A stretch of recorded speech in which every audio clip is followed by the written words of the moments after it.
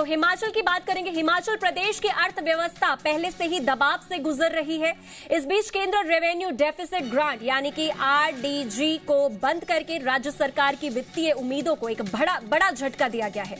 हिमाचल सरकार 31 मार्च का बेसब्री से इंतजार कर रही थी, क्योंकि 1 अप्रैल से आरडीजी मिलनी थी, लेकिन अब ये उम्मीद टूट चुकी है। राज्य सरकार को आरडीजी के रूप में इस साल 10,000 करोड़ रुपए और अगले 5 सालों के दौरान 40,000 करोड़ से 50,000 करोड़ रुपए मिलने की उम्मीद थी, मगर 16वें वित्त आयोग ने इस अनुदान को बंद कर दिया है। इसे देखते हुए हिमाचल सीएम ने कई बार केंद्रीय वित्त मंत्री निर्मला सीतारमण और 16वें वित्त आयोग के चेयरमैन डॉक्टर अरविंद पनगड़िया से कई बार मुलाकात भी की और हर साल 10,000 करोड़ रुपए की आरडीजी देने का आग्रह किया गया, मगर आरडीजी बढ़ाना तो दूर, इसे पूरी तरह से समाप्त कर दिया गया। हिमाचल प्रदेश पर पहले ही 1 लाख करोड़ रुपए से अधिक का कर्ज हो चुका है। ऐसे में आरडीजी को बंद करके केंद्र ने एक और झटका दिया है। इससे पहले केंद्र सरकार हिमाचल की कर्ज लेने की सीमा में 5500 करोड़ रुपए की कटौती कर चुकी है। 70 साल से ये रेवेन्यू डेफिसिट ग्रांट प्रदेश को मिलती रही और इस रेवेन्यू डेफिसिट ग्रांट के कारण प्रदेश की जो योजनाएं हैं, प्रदेश की जो विकासात्मक कार्य हैं, उनको अमल में लाया जाता है। मैंने उनसे हमेशा ये अनुरोध किया कि जब हमें 16 फाइनेंस कमीशन जब रेवेन्यू डेफिसिट ग्रांट देगा तो टेपरिंग नहीं होनी चाहिए, यानी कि 5 साल के लिए एक सम्मान होनी चाहिए। और आप जानते हैं कि जो 15th फाइनेंस कमीशन ने रेवेन्यू डेफिसिट ग्रांट दी, उसमें टेपरिंग हुई।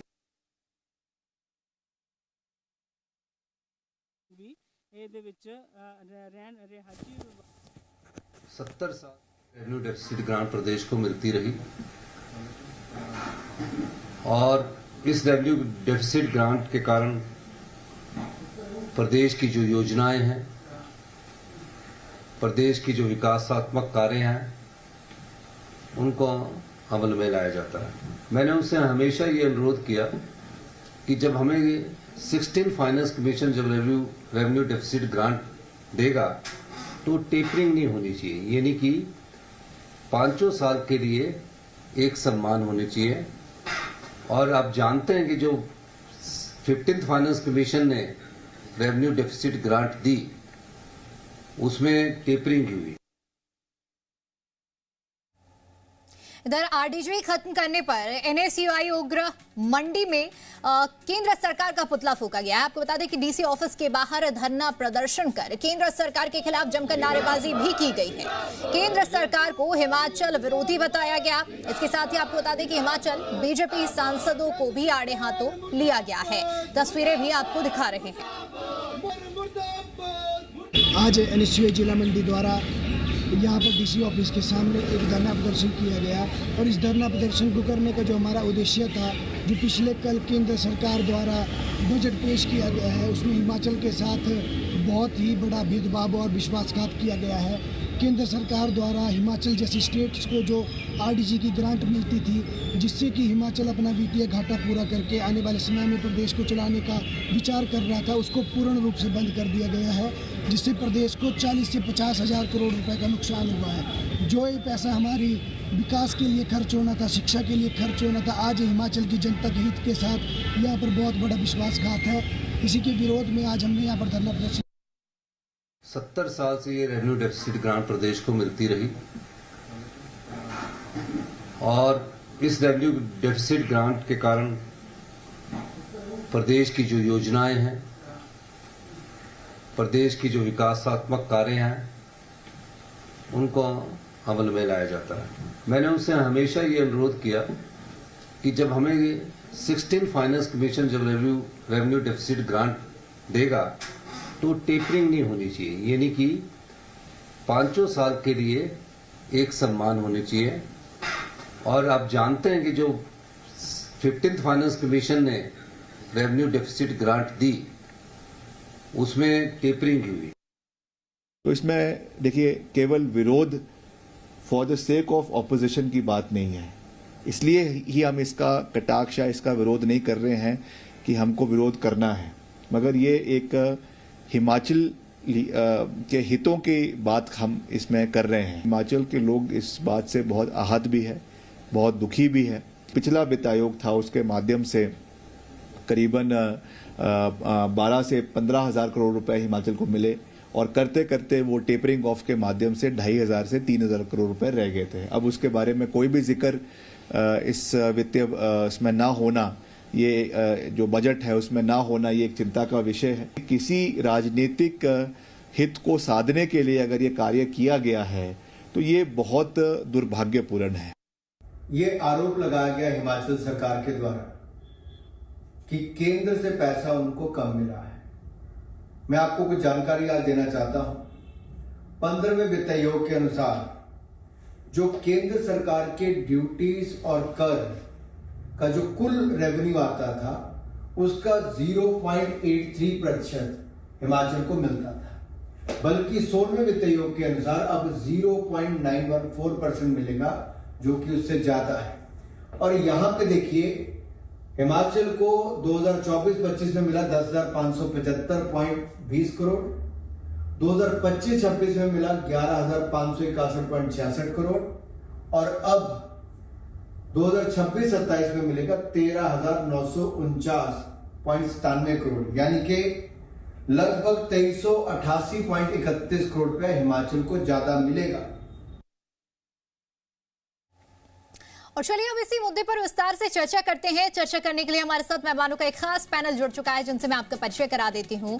करण नंदा जी हमारे साथ जुड़ चुके हैं, प्रदेश मीडिया संयोजक हैं भारतीय जनता पार्टी से। संदीप संख्यान जी हमारे साथ जुड़ चुके हैं, नेता हैं हिमाचल कांग्रेस पार्टी से। और बलदेव राज जी हमारे साथ जुड़ चुके हैं, प्रदेश सचिव हैं आम आदमी पार्टी के। बहुत स्वागत करती हूँ आप सभी का आज की इस चर्चा में। शुरुआत संदीप जी मैं आपके साथ करना चाहूंगी और आपसे समझना चाहूंगी, एक तरफ विरोध है तो दूसरी तरफ अभी हमने सुना कि अनुराग ठाकुर ने किस तरह से इस पूरे मुद्दे पर स्पष्टीकरण दिया है और कहा है कि सिर्फ ये विरोध के लिए विरोध किया जा रहा है। लेकिन आप लोग कह रहे हैं कि ये विरोध के लिए महज विरोध नहीं है, या हरियाणा प्रदेशों के हित के साथ खिलवाड़ है। जी नमस्कार। मैं आपको और आपके दर्शकों को नमस्कार करता हूं। मैं आपको ये बताना चाहता हूं कि अनुराग ठाकुर जी को मैं कहता हूं कि अनुराग ठाकुर जी आप पूर्व में केंद्र सरकार में मंत्री थे, और मैं ये भी कहना चाहता हूं कि आप यहां से 7 जो हैं वो राज्यसभा के सांसद हैं। 8वें जगत प्रकाश नड्डा जी हैं, 4 लोकसभा के हैं और 3 राज्यसभा से हैं। मैं ये कहता चाहता हूं कि अपनी असफलताओं को छुपाने के लिए जिस तरह की बात अनुराग ठाकुर कह रहे हैं, तो हमें लगता है कि ये बात सही नहीं है। सरकारें तो हिमाचल प्रदेश में चाहे भारतीय जनता पार्टी की रहे चाहे कांग्रेस की रहे, लेकिन ये जो खिलवाड़ किया गया है ये सीधे तौर पे हिमाचल प्रदेश की जनता के साथ खिलवाड़ किया गया है। जो 16वें वित्त आयोग के ऊपर जितना कट लगाया है इन्होंने, मैं कहता हूं कि इससे देख लीजिए हमारी जो रेवेन्यू डेफिसिट ग्रांट है जिसको बंद किया गया है, तो हिमाचल प्रदेश में ये देखिए करीब 40 से 50 हजार करोड़ रुपए का नुकसान जो है हिमाचल प्रदेश की सरकार को और हिमाचल प्रदेश की जनता को भुगतना पड़ रहा है। अनुराग ठाकुर जी से मैं कहना चाहता हूं, ये जो आप हिमाचल प्रदेश के हितों के साथ दिल्ली में बैठ के जो खिलवाड़ करते हैं, ये अब हिमाचल प्रदेश की जनता नहीं सह पाएगी। और अनुराग ठाकुर जी आंकड़ों को घुमा फिरा के बताने से बेहतर है कि आप सीधे सीधे जो है उसको सामने रखें।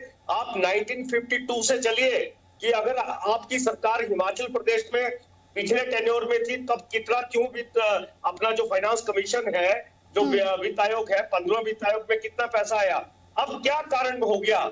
मैं तो इतना भी कहना चाहता हूं अनुराग ठाकुर जी, और हिमाचल प्रदेश से जो 7 सांसद हैं उनको भी कहना चाहता हूं, पी चिदम्बरम जी का आर्टिकल पढ़ लीजिए। वो भी पूर्व में फाइनेंस मिनिस्टर रहे हैं और उन्होंने इस बजट को लेके, ये हिंदुस्तान का पहला बजट है। हिमाचल प्रदेश के साथ तो गद्दारी भारतीय जनता पार्टी ने और केंद्र सरकार ने की है, लेकिन हिंदुस्तान के आवाम के साथ भी गद्दारी की है। मैं ये कहता हूं कि ये ऐसा बजट है, बजट से पहले की प्रक्रिया जो इकोनॉमिक सर्वे आता है उसके आधार पे बजट बनता है। लेकिन ये पहली बार हुआ है कि जो वित्त मंत्री है निर्मला सीतारमण जी, उन्होंने जो आर्थिक सर्वे है, जो इकोनॉमिक सर्वे है, उसका कहीं पे भी कोई जिक्र नहीं किया है, उसका कहीं पे भी कोई बुनियाद, कोई बेस उसका नहीं लिया गया है। मैं कहता हूं ये सरासर जो हिंदुस्तान के अवाम, हिमाचल प्रदेश के लोगों के साथ जो है ये धोखा किया गया है भारतीय जनता पार्टी के द्वारा। ठीक है, करण नंदा जी, अब इसे किस तरह से स्पष्ट करेंगे? हिमाचल प्रदेश की जनता के साथ धोखा किया गया है, जो कटौती की गई है, ऐसी बयानबाजियां एक तरफ हो रही हैं, लेकिन दूसरी तरफ आप लोगों के तर्क हैं। अगर तर्क सही है तो उसे जनता तक कैसे पहुंचाएंगे और कैसे आप ये सुनिश्चित कराने का प्रयास करेंगे कि जो कांग्रेस बोल रही है वो गलत है और आपके आंकड़े सही हैं? आरडीजी के ऊपर कांग्रेस जो है लगातार अभी राजनीति कर रही है और उसमें मैंने देखा कि जिस प्रकार से कांग्रेस पार्टी जो है उस पर स्पष्टीकरण देने का प्रयास कर रही है कि हमारे साथ गलत हुआ, ये साफ दिखाता है कि कांग्रेस पार्टी जो है केवल मात्र राजनीति करके केंद्र सरकार के बजट को सैबोटाइज करने का प्रयास करती है। आप देखिए कि पहले तो इनको जानना होगा कि फाइनेंस कमीशन में जो ये बड़ी जैसी एक वूपिंग फिगर बोल रहे हैं कि हमारा 40,000 करोड़ का नुकसान हो गया है, उसमें हम स्पष्ट करना चाहते हैं कि फाइनेंस कमीशन जो है वो 5 साल के लिए होती है और 5 साल में जो है हिमाचल प्रदेश को 38,000 करोड़ रुपए मिलता है। वह लगभग जो है 5,000 से लेके 7,000 करोड़ के बीच का आंकड़ा होता है। तो 5,000 करोड़ जो है वो साल का जो है इनको रेवेन्यू डेफिसिट ग्रांट आता है। मेरे ख्याल से मुख्यमंत्री जी ने ये टॉपिक शुरू किया था तो मुख्यमंत्री स्वयं जो है वो विधानसभा में लगातार ये चीज सामने आई थी कि आरडीजी जो है वो एक टेपरिंग ग्रांट है। It is a tapering grant. वो पहले बड़ी आएगी फिर छोटी छोटी घटते हुए समाप्त हो जाएगी। और किसको मिलती थी आरडीजी 17 राज्यों को मिलती थी, जिसमें से आंध्र प्रदेश, असम, बिहार, छत्तीसगढ़, हिमाचल प्रदेश, केरला, मणिपुर, इसमें से कम 15 राज्य तो ऐसे हैं जो भारतीय जनता पार्टी के शासित राज्य है।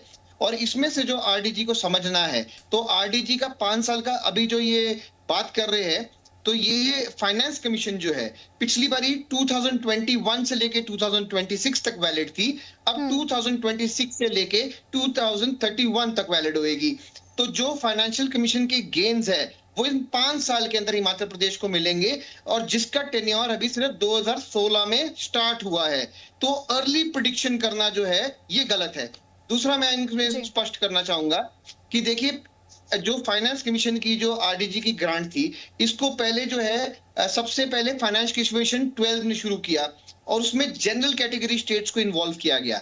जब देखा कि रेवेन्यू ग्रांट जो है उसकी वजह से इनकी आर्थिक स्थिति ठीक आ गई है, उसके बाद फाइनेंस कमीशन 13 ने 8 स्पेशल कैटेगरी स्टेट्स को इसके अंदर जोड़ा।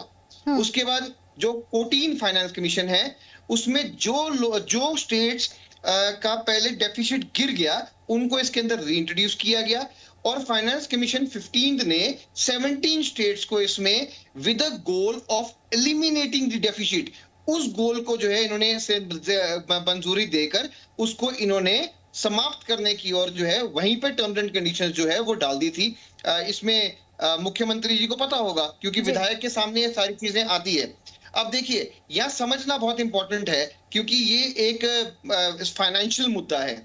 जो हिमाचल प्रदेश के जो रेवेन्यूज है वो रेवेन्यू जो है वो 5.6% जो है वो अपनी जीएसडीपी का होता है, ग्रॉस स्टेट डोमेस्टिक प्रोडक्ट, और कंपेयर टू अगर आप उत्तराखंड बात करें तो वो 6.1 पे है। पर ये आप देखिए हिमाचल प्रदेश में उसके बाद ये रेवेन्यू रिसीव्ड जो है ये बढ़ी। अब जो है हिमाचल प्रदेश में 18.4% ऑफ द जीडीपी जो है वो आपकी रेवेन्यू इनकी ग्रांट्स मिलनी शुरू होती है। तो हिमाचल प्रदेश की जो है वो स्थिति धीरे धीरे अच्छी भी हो रही थी। पर ये 17 स्टेट्स के लिए जो है ये समाप्त हुआ। तो केवल मात्र ये कहना कि हिमाचल प्रदेश के साथ अन्याय हुआ है, नहीं हुआ, ये गलत है। और फाइनेंस कमीशन जो अभी नई बैठी है 16 फाइनेंस कमीशन, उसमें स्पष्ट रूप से निर्मला सीतारमण ने जी भी कल बोला था और साथ में नेशनल फाइनेंस सेक्रेटरी जो गवर्नमेंट ऑफ इंडिया के, उन्होंने भी क्लियर कट बोला था ऑल स्टेट्स जो है उनका जितना भी शेयर और जितनी भी रिसीव्स है that will be covered under finance commission 16। तो इसके ऊपर राजनीति करना गलत है। जी, I think I was very clear about it. ठीक है बलदेव जी, इसमें आम आदमी पार्टी का क्या कुछ मानना रहेगा? कांग्रेस अपना पक्ष रख रही है, भारतीय जनता पार्टी अपना। जहां तक अगर फाइनेंसेस को हम समझ रहे हैं तो फाइनेंस में चाहे हम बजट की बात करें, इकोनॉमिक सर्वे की बात करें, कुल मिलाकर अगर सारी चीजों को हम देख रहे हैं, आम आदमी पार्टी का आरडीजी के पूरे मामले पर क्या कहना रहेगा?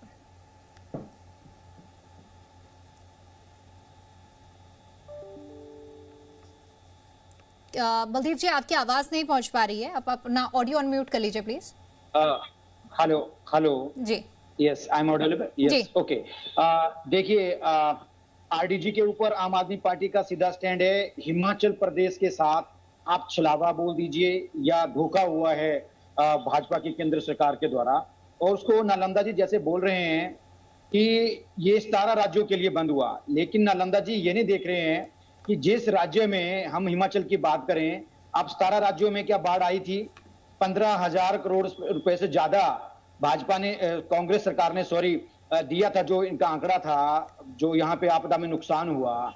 ऐसे जैसे राज्य में यदि आप आरडीजी बंद करेंगे तो प्रदेश में वित्तीय स्थिति किस दुर्गति पे जाएगी, ये अनुमान लगाना बहुत मुश्किल है हिमाचल जैसे राज्य में। और दूसरा, देखिए, इन्होंने ये नहीं बताया कि ऐसा क्या हुआ, ये कारण क्यों नहीं बता रहे हैं कि 1952 से लेकर 15वें वित्त आयोग तक कंटिन्यू ये देते रहे, लेकिन ऐसा क्या हुआ कि अभी जब 16वां वित्त आयोग हुआ तो इन्होंने ये बंद कर दिया।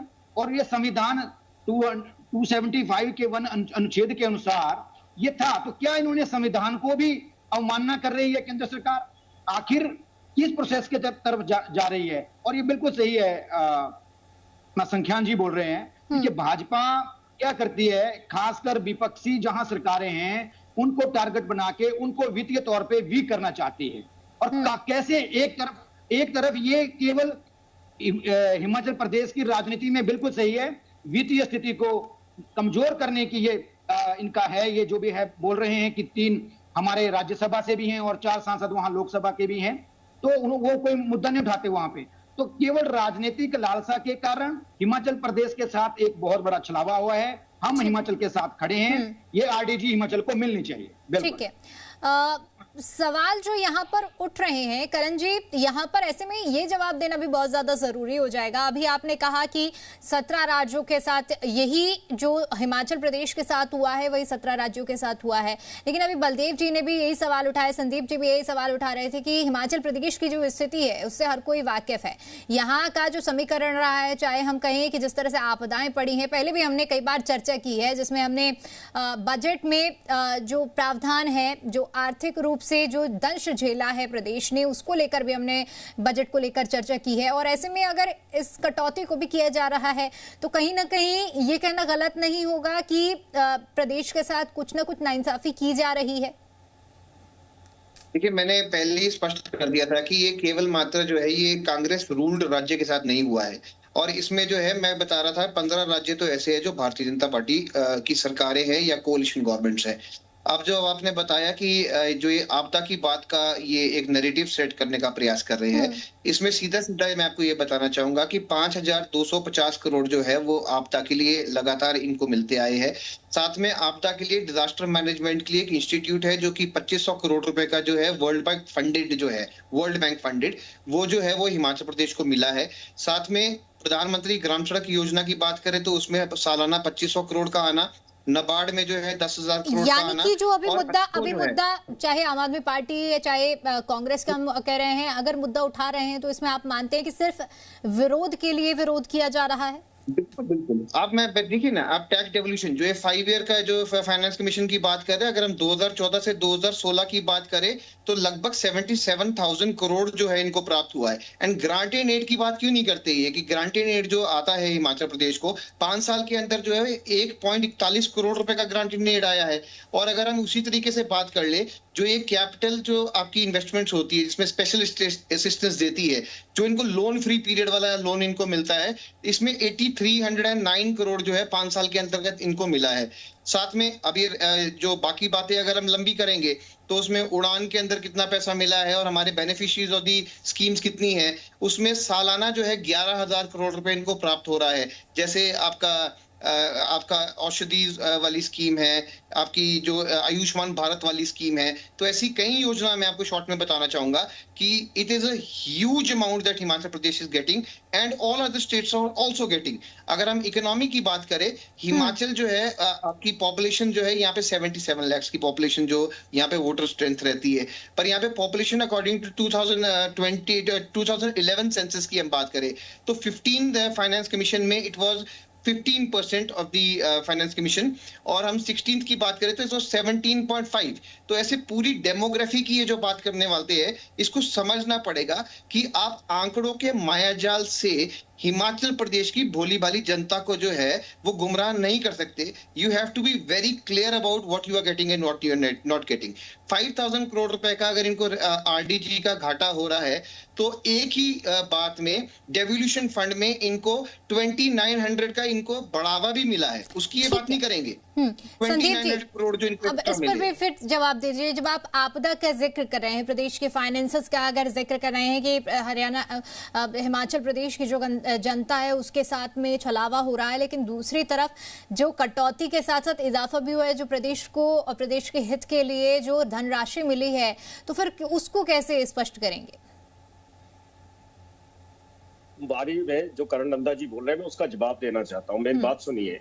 15,000 करोड़ रुपए का नुकसान जो है पिछले 3 सालों में आपदा में वह हिमाचल प्रदेश ने भुगता, हिमाचल प्रदेश की जनता ने भुगता। और मैं इनसे कहना चाहता हूं कि ये बोल रहे हैं कि सिर्फ 5,000 करोड़ रुपए दिया और जो एनडीए अपना जो नेशनल डिजास्टर है उसका पैसा अलग से आता है, वो पूर्व की सरकारों में भी आता था नंदा जी।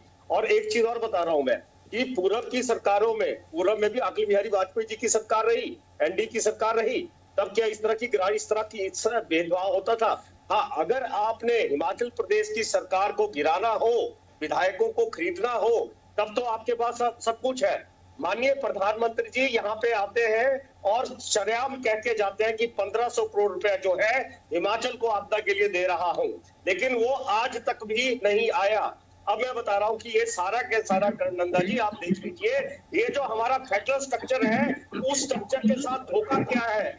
जो आर्टिकल कॉन्स्टिट्यूशन का आर्टिकल 275 है, उसका सब आर्टिकल जो 1 है, उसके अनुसार जो फेडरल सिस्टम हिमाचल प्रदेश के हिंदुस्तान का है उसको किया। और एक बात और बताना चाहता हूं नंदा जी, आप हिमाचल प्रदेश को किसी अन्य राज्यों से नहीं आप मिला सकते। पहाड़ हमारे हैं, नदियां हमारी हैं और हमारे खड्डे हमारी हैं और सब कुछ हमारा है, लेकिन उसके ऊपर यहाँ पे जो प्रोजेक्ट लगाए हैं केंद्र सरकार के हैं। आज भी मैं कहना चाहता हूँ कि आप जीएसटी का पैसा जो है 41 और 59% के अंदर जो है आप प्रोपोर्शनल जो है हिमाचल को मिलता। सुन लीजिए, लेट मी स्पीक नाउ। मैं बता रहा हूँ, पूर्व में जयराम जी की सरकार थी और इनका जो फाइनेंस कमीशन की जो रिपोर्ट थी बीजेपी की सरकार में, जब वो डिले हुई थी तो 11,431 करोड़ रुपए जो है वो इनको दिया था। क्यों दिया था? क्योंकि भारतीय जनता पार्टी की सरकार केंद्र में थी और भाजपा की सरकार हिमाचल प्रदेश के अंदर थी। आंकड़ों के अंदर आंकड़ों के बाहर। चलिए ठीक है, मेरे पास समय कम है, इसीलिए माफी के साथ आपको यहाँ पर रुकूंगी। बहुत बहुत शुक्रिया आप सभी का आज की चर्चा में हमारे साथ जुड़ने के लिए और अपना कीमती समय देने के लिए। तो इसी के साथ देखिए, प्रदेश के अंदर ये मुद्दा इस वक्त गरमाया हुआ है। सत्ता पक्ष अपनी बात रख रहा है, विपक्ष अपने तौर पर इस पूरे मुद्दे पर घेराबंदी कर रहा है। देखने वाली बात ये होगी कि अब ये मुद्दा कहां तक पहुंचता है। यहाँ रुकते बहुत छोटे से ब्रेक